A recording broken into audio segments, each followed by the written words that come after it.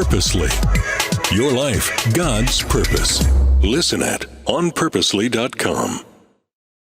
Have you ever wished you could know what the future held before you got there? What if you were given the gift of knowledge before you even began your journey? Now, I've been thinking about that because I made a lot of stupid mistakes when I was younger. And I wish I had someone to say, don't go down that road, go down this one. I'm Sherry, and welcome to From the Eyes of Wisdom, where we are pairing an experienced elder from Christa Senior Living with a passionate King's High School student ready to launch into the world. And while these conversations won't tell the future exactly, they did reveal a lot we weren't expecting about how to live life well. Are you ready? I can't wait for you to hear this.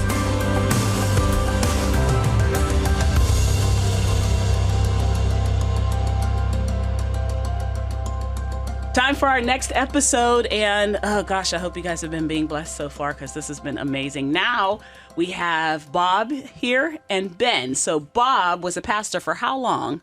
Well, I started in 1965. Okay. You gonna make me do math, Bob? Sure, my dad was born. How's that make you feel, Bob? Well, I retired from pastoring in 1994. Okay. Ben is interested in ministry, but I was reading your story, so you're it's ministry or engineering, right? Yeah, I'm leaning more towards ministry at this point. Okay. Engineering's kind of losing its hold on my life. All right. So give me a little bit about your life, Bob. I just want to get some background on you. So as a child, you had some tragedy, right? Your mom died when you were early. Yeah. When you were young. I was 14 months old. Yeah. Yeah. My dad was a career sailor. Okay. And I was born in San Diego, or National City, which is the same thing. Mm-hmm. And then she got sick and came up here, and he came up with her, of course, when he got on leave. Yeah. And she didn't survive. So How old were you? 14 months. Okay. And then your dad, was he involved in your life, or? Well, he started to, and then he contracted tuberculosis. Wow. And that's before they had streptomycin to cure it. Mm-hmm. So I didn't see him. Well, I think he came up there a few times, and then he was in a sanitarium down in the southern part of the nation. So raised by your... I was raised by my aunt, a widowed aunt, who was taking care of my grandmother. And so my grandmother didn't speak English. She spoke Norwegian. Oh, wow. Yeah. Well, Paul's was a little Norway, you know. Or Wow. well, maybe it's a little Sweden to some people. Yeah. So this is what was interesting about your story when I was going through it. I thought, to have that kind of tragedy when you're young, and still when you were a child, and you would say even into maybe junior high, you were active in the church. The church was a kind of... How does that happen? Because usually when there's that kind of tragedy, there becomes maybe a resentment or a bitterness towards God, like a shaking of the fist to the sky. You never had any of that. I never had that. Never No. had that. Well, we talked about God freely. Yeah. Yeah. Okay. And so I just assumed. Uh-huh. And then when the war hit, then my aunt got a full-time job downtown. So we divided our house in two because they needed people, places for people to live. So a family came out from, Sioux City, Iowa. Okay. Yeah, I remember them well. Two boys, and they found work out here because there was a lot of work here. And so they lived there. So I had some kids around, and always had kids around. When did you feel like you were called to the ministry? Oh, man, it was crazy. I don't mean that in a bad way. Yeah, right. Yeah, but we'd have a missionary come. Okay. And I can remember one came from Congo. There's not the Congo now, but it was then. Oh, I told my aunt, I want to go to the Congo. You said that? How old were you? Oh, 5 or 6, I don't know. Okay. 7, something like that. Okay. Okay, so let's say, you're going through junior high school.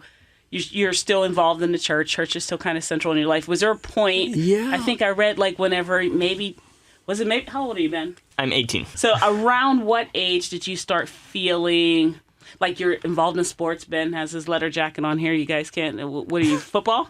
Football. I have drama on here. I have soccer on there as well. I've got Okay. some other things on as well. Really busy. Yes. You were in high school. Yeah. Sports. Busy. Busy. Started pulling you from the church a little bit. A little bit, Okay. yeah, but not bad. But I'd always go, but I'd sit in the back with the rest of the gang. Yeah. You know how it is. Yeah. We did a lot of things together as our kids. We had a great youth group over there. Really did. In your story, I read something that reminded me of me. Did you grow up in a church, Ben? Yes. You did? Okay. Yeah. You may resonate with this as well. I was reading your story, Bob, and I grew up in the church, Pentecostal side, so close to Assembly of God. And I remember like an altar call every Sunday. You said that he felt like there was an altar. Well, you say it. Well, every Sunday night I got saved all over again. That's you, Ben? You've been to the altar a couple times? No? I have not. Well, it's not a bad thing. No, but it is a thing, though. And but I didn't do that in my ministry. Yeah. I don't. Well, I hope not. I laughed because I was like, I remember that. I remember feeling like every Sunday night we had a service and you had to kind of go. So you were in this is going somewhere. It was an amazing story that you told that really resonated and stuck with me, and I'd love Ben to hear it. About you're at a service. Is there a traveling? Okay, let me tell you what happened. Okay. Our church, the pastor there, had a scholarship to play football at Wazoo. He was 6'3", terrific football player, and he got called to the ministry. Okay. So he became our pastor with his wife, and they became a part of what they called the Gospel Westernaires. Okay. Reuben Corpy and his wife were musicians. Singing group. Well, he was in town at the church preaching. And so I thought I'd slip by, and I had my Letterman sweater on. Yeah, had his letter. Okay, now, how old were you?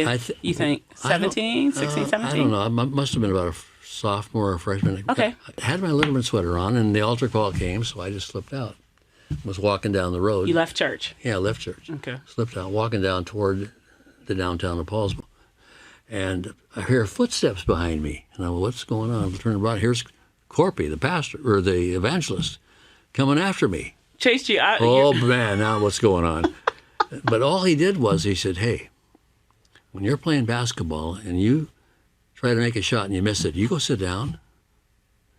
I said, no, you don't do that. You either try to get the rebound or you get it and pass it to somebody else or something. You're still in the game. And that's the way it is in your Christian walk. Something goes wrong, don't worry about it. You make a mistake, don't worry about it. Pick it up, keep forward. God's still with you. That turned me around. Love that. Man, you got that? Yes. Oh, when I heard that, I was that. like, I love that. You don't just sit down. Analogy. What do you think about that? Tell me what you think. It's a great analogy. Just the idea of just continuing to go up. We're gonna fail all the time. We're humans. We're flawed. We're gonna mess up constantly. But it's what happens after we mess up that counts. It's what we do afterward. Whether we get back and stand up ready to go at it again. Or if we just stay on the ground and cry out for help. Yeah. I love that. So, Bob, that turned your life around. It did. Okay. It did. So you became a little more active and... Yeah, and more involved in the youth group and et cetera. And so I really felt called. Yeah. I really felt I was going to be in some kind of ministry. Okay, so then you go to Bible college, So I right? went to Bible college. It was just a small college then. Northwest was just a little college. Northwest... It was called Bible College then. Okay. Now it's a university, of course. Okay. And were you going there with the idea of becoming a pastor? Absolutely. Okay, so Ben, when you say ministry, are you thinking pastor? Yes, You are I am. Senior pastor, youth pastor? I think I'd probably start out being a youth pastor and then from there go on. Okay. So, Well, I had that idea too. oh, did you? Yeah. But I'll tell you what, I met a girl. I was just going to ask you about that cutie at the registration table, Bob. I heard about her. Oh, my goodness. heard She was the about cutest thing you ever saw with a big smile, Yeah. personality. And I didn't know that she was really a high IQ. Okay. But in school, I would go into the guy who tested all the kids and check out how smart the girl was before I'd date her. I was a junior; she was a freshman. Okay. And she was at this particular table, and was you go as you in registration you're going everywhere. Right. So this was a new table, and because a lot of the kids weren't going to church. Yeah. And the pastors around were saying, "What's going on over there at that school? How come your kids aren't going to church?" So I thought to myself, well, I'm going to pick a church that's off limits. Okay. Yeah, because I knew that a lot of faculty went down there. It was downtown. The pastor was Brother Ralph or something. Okay. And they had great music. And we'd go down there. And I remember I used to go down with one of my roommates who had a terrific voice Okay. and a terrific ear. And he'd sing all through a song off pitch. Oh, wow. I can't do I was that. going to say, I'm not that that actually good. takes some talent. Yeah, that takes some talent to be able to do anyway, that. so I picked out that, and she said, "You can't go there; it's off limits." So we had our first argument, Oh, right there. and at I the was having fun with it. registration table. I was Yeah. having fun with it. So I let it go, and I did my thing because I wouldn't be going to the local churches anyway because I was on gospel teams. I Right. played trumpet at that time and did various Play things. trumpet. Okay. And I don't do it anymore; it's gone. Okay, so you're there. With what was the beautiful girl at the registrations table's name? Ramona. What I read was Ramona went after you guys had like the first date, maybe. It was the first date. First date, she said, "Oh no, that's my husband." No, she did it this way. Okay. By such and such a date, we'll be going steady. By such and such a date, we'll be engaged, and by such and such a date, we'll be married. Ah, And I didn't know this. right. I didn't know I was pegged. I thought I was rescuing her for all the other boys. Yeah, she knew what you wanted. So let me ask you this, just real quick before we go down to ministry. What if there's a couple of things Ben should be looking for in a girlfriend or in a young woman and someone he hopes to date and have as a spouse? What should he look for? What advice would you give? I would say they have to love people. And she loved people. Yeah. And you'll discover that you are different in a lot of ways. I'm a morning person. She's an evening person. So I remember in our first pastorate, somebody would come in and she'd be counseling and talking to them until 1 or 2 in the morning, and I'm trying to sleep. Yeah. But she loved people. She loved people. She Yeah. did. I think that's crucial. So he's looking for someone who loves people. Yeah. What else? Loves Jesus. Loves Jesus. Yeah, I think, you got to get serious on that one. Yeah, it's not a show. It's got to be real. It's got to be real. Got to be real. Yeah. She had it. That's With her, good. it was real. To know that the person not just kind of show Yeah. loves Jesus or that kind of cool thing, Yeah. but Yeah. really loves Jesus. So- How so- will you know, Bob? How they treat people. How they treat people who are a little not quite with it. How about they treat them? Yeah. Okay. All right. that's You got good. that, Ben? Yes. All right. Good. We'll good. revisit in a couple years and see what he picked up. Okay. So you're with your girlfriend, right? And then it begins to progress, and you go to her father. So you asked him, "Hey, I'd like to marry your daughter." Yeah. Okay. Were you already? Because I know that you got your first call or letter from a church to pastor before you graduated. Oh, this is crazy. I didn't know what I was going to do when I graduated. Okay. Yeah. Well, you I thought thought pastor. I'd be a youth pastor. I really did. Okay. Yeah. All right. I did. Yeah. What happens, Ben, if you skip youth pastoring and straight, like Bob did here, straight to the senior? Answer the call. Yeah? Just feel like if God opens that door. Figure out where God's leading me. You and got to then- go to the right church, though. Okay. This first church was the right church for the, you? The Winthrop Church loved getting kids right out of school and teaching them how to be pastors. Tell me about, you get the letter, okay, I'm going to do it. I think the dean was like, not before you graduate, buddy, right? No, they wanted me to candidate the night of baccalaureate or the day of baccalaureate. Oh, He man. said, "You're not going. Yeah. Give me that letter." Yeah. I had a new date to candidate. But to come to find out, they got my name from a former pastor when I was in junior high in Paulsbo. I had this pastor. Yeah. And he moved and started a church in Twisp, Okay. which is the town below there. And he had a sister-in-law and their family in our church up Yeah. there. Yeah. And he remembered me. Well, I win contests and I would this and he'd stop and pick me up because we had a bus that would go out in the hills and pick kids up. And he's the one that said, "Hey, think about what Yeah, do you think about him. Bob?" Yeah. Wow. Okay, so you decide to answer that, to candidate for that. But before, I thought it was interesting that your father-in-law, then to be your future father-in-law, did he tell you to get married before you took the job? Well, Ramona went to him and said, "What should we do? Should we get married before we graduate or before his senior year, her sophomore year?" And he said, "If you go into the ministry and you're just married, you're adjusting to two things. Okay. You're And- adjusting to new church and to church. marriage. Yeah, no church, and you never pastored before. You got all of Right, that kind of okay. stuff to go. And in those days, you had Sunday morning service, Sunday night service, Wednesday night service, and you'd you didn't have a string of sermons to go back to either. Right. You know, it's just, So he said, get married before you take the job, and you did. yeah. Okay, so now you're in that church, First Church. Tell Ben what you expect in a First Church. Well, we didn't know what to expect, Yeah. but we discovered that the people were really great, and they provide. You know, I averaged $22.50 a week.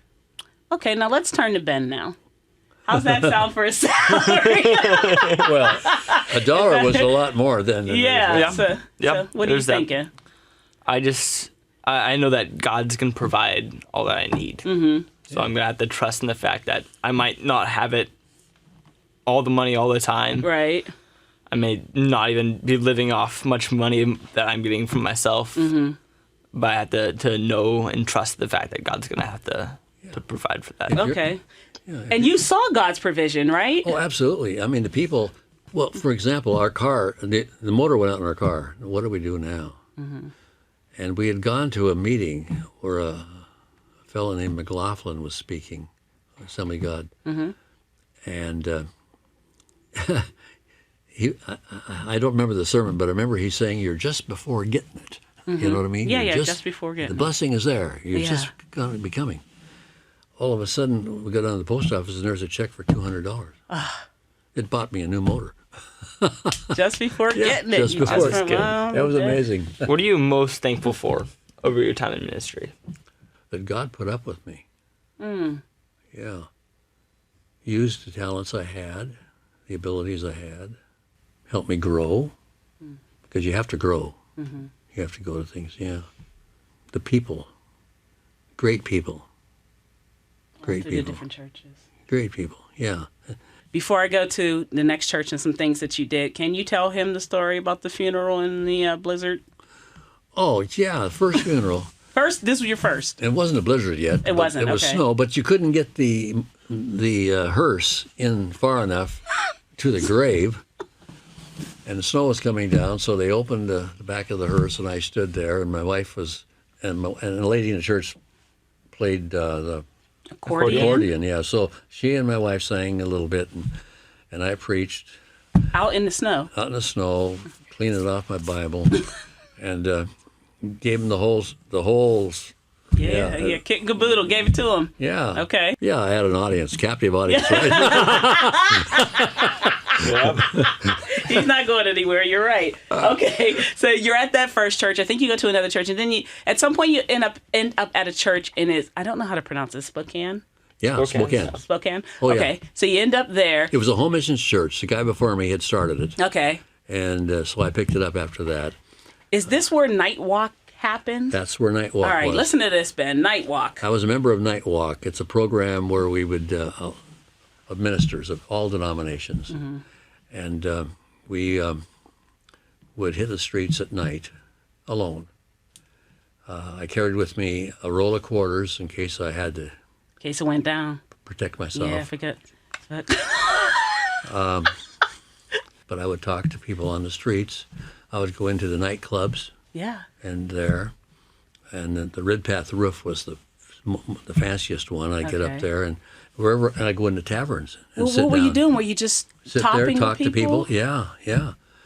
And if someone got a little rough in a tavern, they'd say, "Hey, leave, be good," you know. So Okay, Bob. because I wore a turnaround collar, Okay. and we had Catholic priests, and everybody was in that, and it was a great thing. Ben, you it's hard to comprehend at 18, but that is part of the ministry. Yep. So a lot of times in our social media era, in our just media overall era, the picture of ministry and pastoring is kind of shiny in its presentation, right? Like you have your skinny mic on, Yep. you have your little, skinny jeans on sometimes, depending on who you are, right? And it's oh gosh, guys, don't take this the wrong way, but it can be performance based. Yeah. Right? And so what really struck me with your story, Bob, the actual griminess of ministry. What do you think ministry is? When you say, I want to be in ministry, what do you think that entails? I want to reach out to people and show them that God loves them even though they don't love God. Mm-hmm. And that there is a better life if you choose to live it. A life that is full of joy, full of goodness, full of peace, full of life. Yeah. Okay. You don't have to be perfect. Yeah. Was that odd during that time for you to be the person to be hitting the streets? No, Wasn't. no, I loved it. You loved it I loved it. Yeah, I did.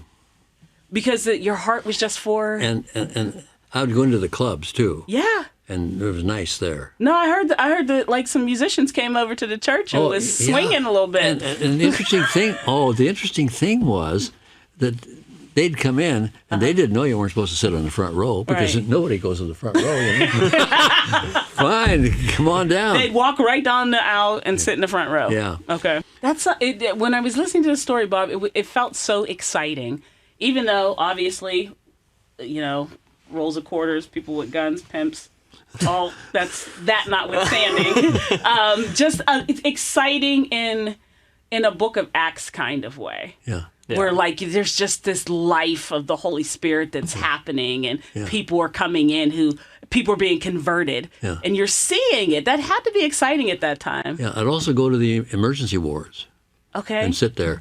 Okay. And one day this lady came in, and she'd been one of my kids' second grade teacher. Uh-huh.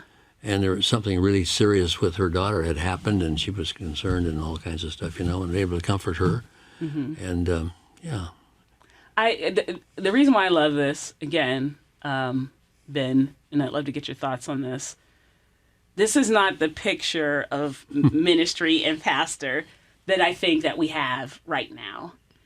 But that, to me personally, for whatever my opinion is worth, is actual ministry. Yes. Because it's the thing people don't see, right? So now we have, people preaching on TikTok, people preaching on Instagram. All of it's wonderful, fantastic. I'm glad they're doing it. But that, in the emergency room, at the tavern, where the pimps are, that's the real stuff, because nobody's going to see that work, but that work has to be done for what you said, right? Yep. I want people to know that God loves them even if they don't love him right now, right? Yeah.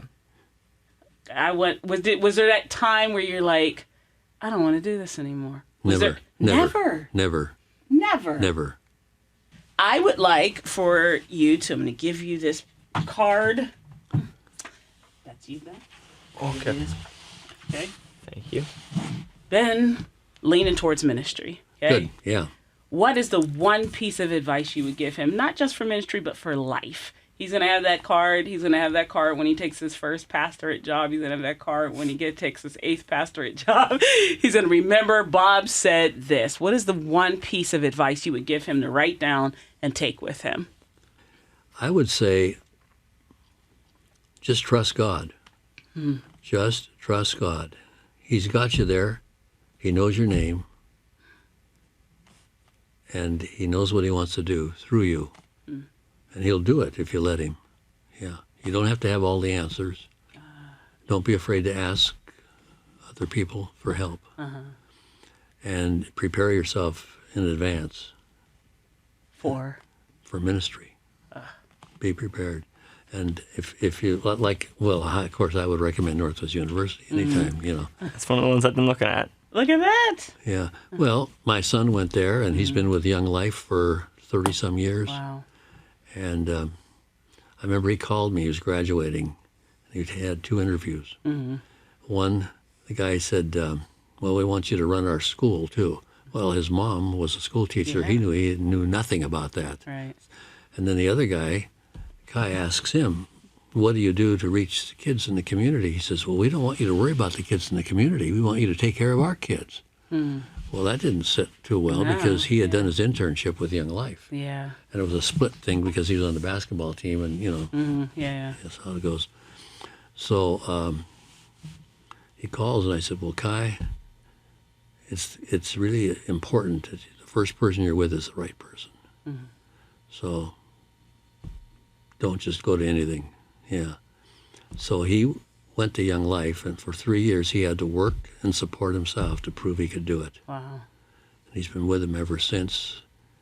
He was area director and regional director. But I'm sure taking your advice, Yeah, trust yeah, God. God's yeah. got the plan. All the way. He put you there. Yeah. He has the plan. Thank you so Yeah. much. Bob, thank you for your wealth of information. Yes. I Pleasure. honor your life Pleasure. and all that you have done. And Pleasure. Ben, hopefully this has been helpful for you. And that kind of gives you some more information about where you feel like God's leading Oh you. yeah. She's a preacher's kid. Oh, yes, I am. Love that. PK, they call him. Born and raised, baby. Thank you all for joining us, and hope you enjoyed this episode. We have more coming for you, where we'll be talking to some people who have had a life well lived and just imparting wisdom to those who are beginning their journey. Thank you so much for joining us.